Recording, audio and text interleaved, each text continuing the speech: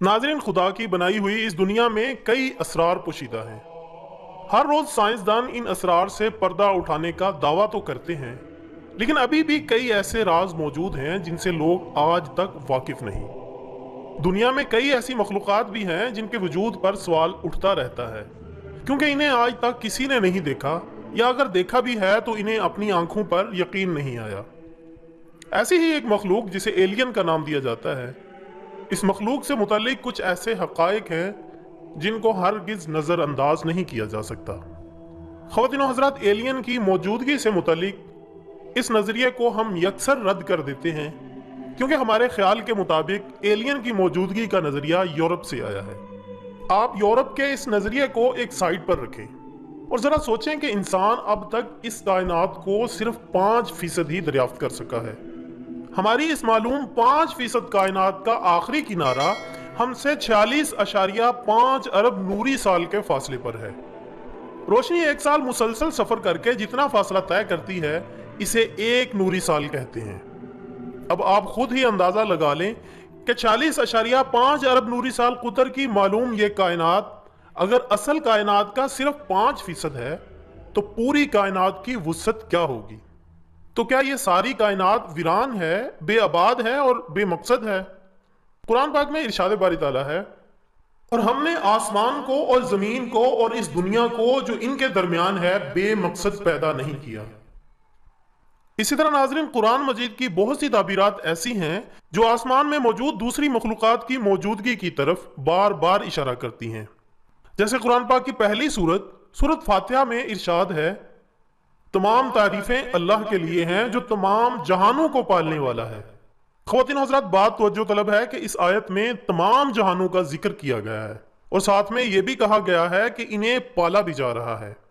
ये आयत साफ साफ इस बात की तरफ इशारा कर रही है कि जिंदगी सिर्फ हमारी ज़मीन तक महदूद नहीं है।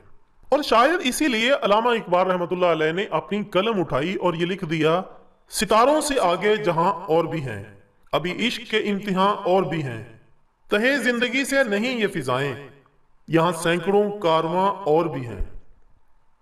नाज़रीन, अगला इशारा कुरान पाक इन मखलूक़ात के बारे में कुछ यूं देता है, जमीन और आसमान में जितने भी लोग हैं सब इससे मांगते हैं और वो हर रोज किसी ना किसी काम में होता है। नाज़रीन, यहां भी आसमानी मखलूक की खुली निशानी मिलती है। जमीन में जो लोग हैं वो तो मांगते ही हैं, लेकिन रब्बे कायनात फरमा रहे हैं कि इस जमीन के अलावा जो लोग आसमानों में हैं, हम इन्हें भी देते चले आ रहे हैं। इसी तरह सूरत नहल में इरशाद है, और वो ऐसी मखलूक़ात को पैदा फरमाता जा रहा है जिसे तुम नहीं जानते।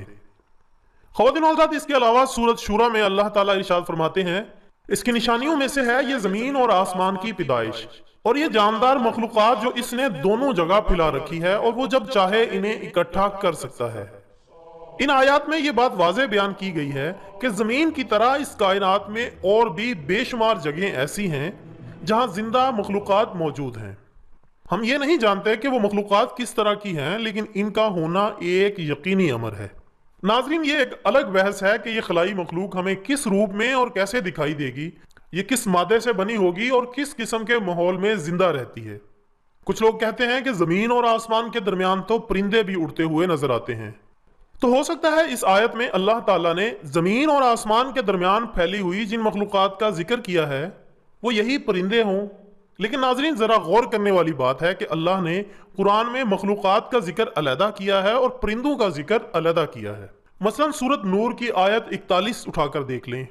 अल्लाह ताला फरमाते हैं, क्या तुम देखते नहीं हो कि अल्लाह की तस्बीह कर रहे हैं वो सब जो आसमानों और ज़मीन में हैं, और वो परिंदे जो पर फैलाकर उड़ रहे हैं।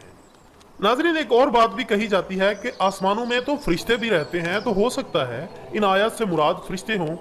लेकिन नाज़रीन, सूरत नहल में जानदारों के लिए लफ्ज़ दाबा इस्तेमाल करके फरिश्तों का अलग जिक्र किया गया है, जिससे इस बात की वजाहत हो जाती है कि दाबा से मुराद फरिश्ते नहीं लिए जा सकते।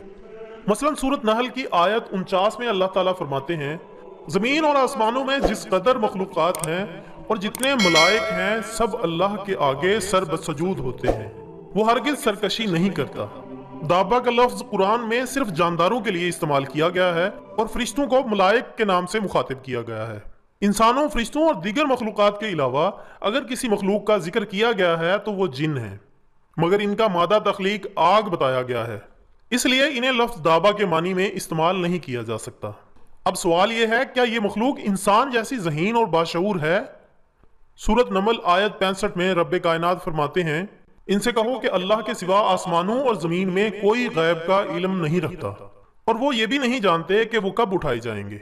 इसी तरह नाजरीन, सूरत मरियम की आयत 93 ta 95 मुलाहिजा करें, ज़मीन और आसमानों में जो भी हैं सब अल्लाह के हुजूर बंदों की हैसियत से पेश होने वाले हैं।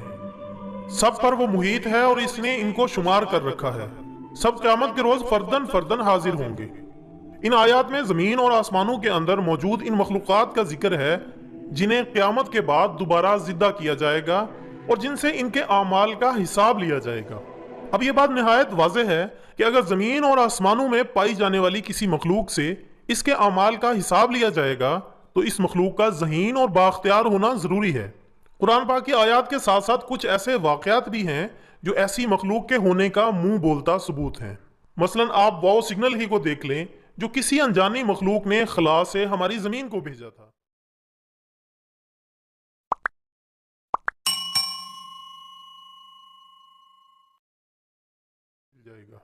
ख़वातीन और हज़रात, आज से 40 साल पहले रेंड कॉरपोरेशन के साइंसदानों की टीम ने अपने फल्कियाती तजर्बात के बारे में एक तफसीली रिपोर्ट शाया की। इस रिपोर्ट के मुताबिक ज़मीन जिस कहकशां में वाक़े है, सिर्फ इसके अंदर तकरीबन 60 करोड़ ऐसे सैयारे पाए जाते हैं जिनके जुग्राफियाई हालात और एटमॉस्फेयर हमारी ज़मीन से बहुत मिलते जुलते हैं और इस बात का कवी इम्कान है कि इनके अंदर कोई जानदार मखलूक मौजूद है। नाजरीन, इस बात को हमने कुरान पाक में तलाश किया तो कुरान पाक ने यहाँ भी हमारी रहनुमाई की। सूरत तलाक आयत 12, अल्लाह वो है जिसने 7 आसमान बनाए और इस जमीन की किस्म जैसी और जमीनें भी, इनके दरमियान हुक्म नाज़िल होता रहता है। ये बात तुम्हें इसलिए बताई जा रही है ताकि तुम जान लो कि अल्लाह हर चीज पर कुदरत रखता है और ये कि अल्लाह का इल्म हर चीज पर मुहीत है। हुक्म नाज़िल होने से मुराद वहाँ जिंदगी का उसूल है जिन्हें जिंदगी गुजारने के तरीके सिखाए जाते हैं। इस आयत की तफसीर बताते हुए मौलाना सैयद अब्दुल मदूदी फरमाते हैं कि इस आयत का मफहूम ये नहीं कि जितने आसमान बनाए इतनी ही ज़मीनें भी बनाई गई, बल्कि मतलब यह है कि जैसे अल्लाह ने मुतअद्दिद आसमान बनाए वैसे ही मुतअद्दिद ज़मीनें भी बनाई। और ज़मीन की किस्म का मफहूम यह है कि जिस तरह ये ज़मीन जिस पर इंसान रहते हैं यहाँ रहने वाली तमाम जिंदा मखलूक़ात के लिए खुशगवार बनी हुई है, इसी तरह अल्लाह ने इस कायनात में और भी ज़मीनें बना रखी हैं जो अपनी अपनी आबादियों के लिए फर्श और गहवारा हैं।